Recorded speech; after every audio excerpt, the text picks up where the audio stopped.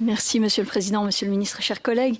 Les nuisances sonores de l'A8 sont devenues insupportables pour les riverains, des plaintes qui sont totalement justifiées pour toute personne qui se rend sur place et qui peut se rendre compte de l'ampleur du problème. Alors, le problème se situe au niveau de la portion de l'autoroute entre Acqueny et Guilanguien et il s'agit certes d'un revêtement de qualité et résistant. Mais le problème, c'est qu'il est très, très bruyant. Les citoyens à Tours ont interpellé les autorités locales, eux qui ne peuvent plus, ni dormir, ni ouvrir leurs fenêtres, ni profiter de leur jardin, selon le bourgmestre. Vous avez été interpellé, Monsieur le Ministre, à plusieurs reprises à ce sujet. Et donc, j'ai deux questions précises. Quelle réponse pouvez-vous apporter à cette situation qui devient tout à fait intenable? Dans quel délai? Et acceptez-vous la proposition de visite qui vous a été faite par le bourgmestre d'Ath? Je vous remercie pour les réponses que vous voudrez bien m'apporter. Cette problématique des nuisances sonores à Mainvaux est bien connue de mon cabinet et de l'administration. Je comprends l'impact qu'elles ont sur la qualité de vie des riverains de l'A8. Le bruit, on le sait, est un enjeu de santé publique qu'il ne faut absolument pas négliger. La situation que vous évoquez a fait l'objet d'échanges et de plusieurs interpellations, dont celle du bourgmestre d'Ath, qu'il vient de m'adresser en cette fin janvier à une visite de terrain au cœur du village et à la rencontre des habitants pour qu'ils partagent leurs témoignages. Tout comme le bourgmestre, je suis sensible aux préoccupations des habitants de Mainvaux concernant les nuisances sonores générées par l'autoroute A8.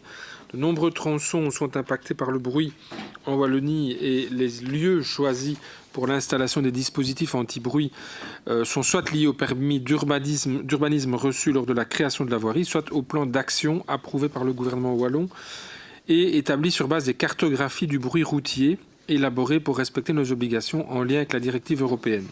C'est ainsi que 24 projets actuels qui visent la mise à niveau de dispositifs existants ou l'installation de nouveaux dispositifs ont été sélectionnés en fonction des budgets consacrés au PIMT, initialement de 23 millions d'euros, budget que j'ai voulu renforcer pour atteindre actuellement 39 millions d'euros. Les 24 projets sélectionnés l'ont été au travers d'un classement objectif en fonction de la nécessité de rénover des écrans dangereux, du niveau de bruit relevé lors de l'étude cartographique et du nombre de personnes impactées dans la zone définie. Malheureusement, la zone entre Acqueny et Guilanguien n'a pas été reprise dans la sélection, tant les demandes à l'échelle de la Wallonie sont nombreuses, mais nous devons bien établir des critères puisque l'enveloppe budgétaire, évidemment, est limitée.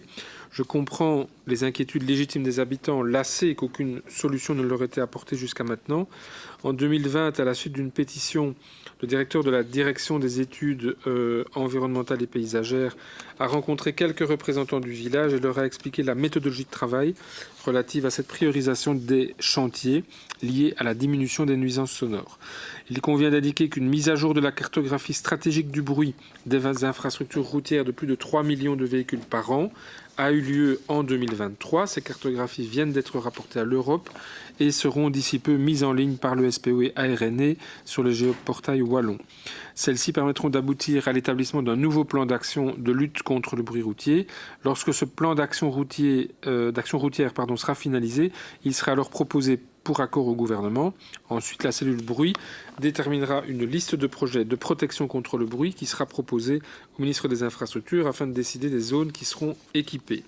J'espère évidemment que la prochaine programmation permettra de résoudre les nuisances subies par les habitants de la zone de Mainvaux et que le prochain gouvernement continuera à augmenter, comme cela a été fait sous cette législature, le budget consacré aux panneaux anti-bruit aux endroits les plus impactés de Wallonie. Merci Monsieur le Ministre pour la réponse technique que vous nous apportez sur les procédures, sur les moyens de répondre à cette demande de mur anti-bruit par les citoyens. Je crains par contre qu'elle ne soit pas du tout audible, c'est même pas un jeu de mots, pour les riverains, où la vie est vraiment devenue totalement intenable. Alors on comprend qu'il y ait des procédures qui doivent se mettre en place. Je pense qu'on peut aussi entendre qu'il y a des situations comme celle-ci qui viennent justement de ce revêtement qui est particulièrement qualitatif, mais particulièrement bruyant. Donc il y a peut-être quelque chose qui a été mal anticipé. Et donc aujourd'hui, il faut pouvoir peut-être le réparer. En tout cas, je pense que vous entendrez encore parler de ce dossier ici légitimement. Merci.